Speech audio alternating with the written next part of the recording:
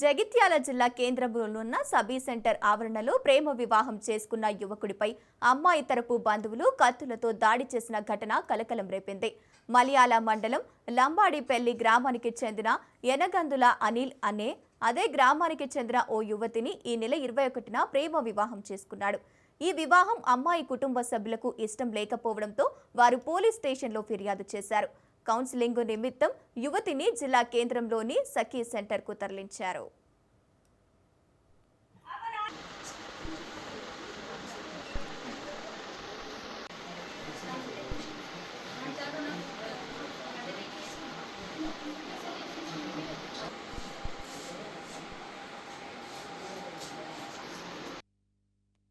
ఈ నేపథ్యంలో యువతిని కలిసేందుకు అనిల్ సఖీ సెంటర్కు వచ్చాడు.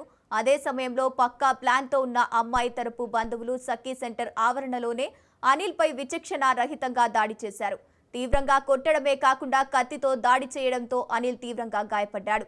సఖీ సెంటర్ సిబ్బంది అప్రమత్తంగా స్పందించి దాడి చేసిన వారిని బయటకు పంపించి గేట్లు మూసివేశారు. అనంతరం పోలీసులకు సమాచారం అందించారు.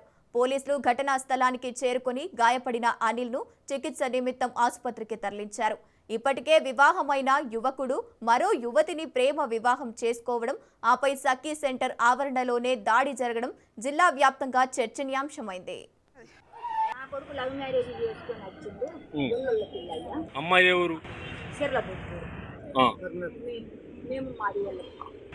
పెళ్లి చేసుకొని వచ్చింది.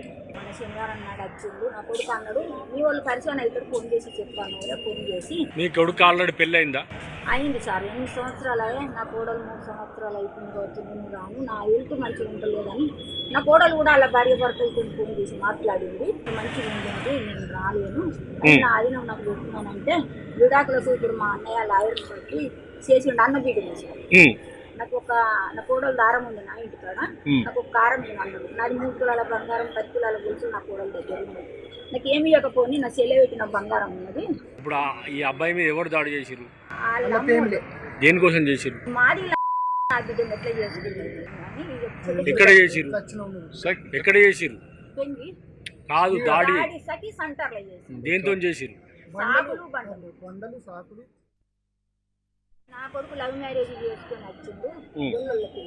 అమ్మాయి ఎవరు? చెర్ల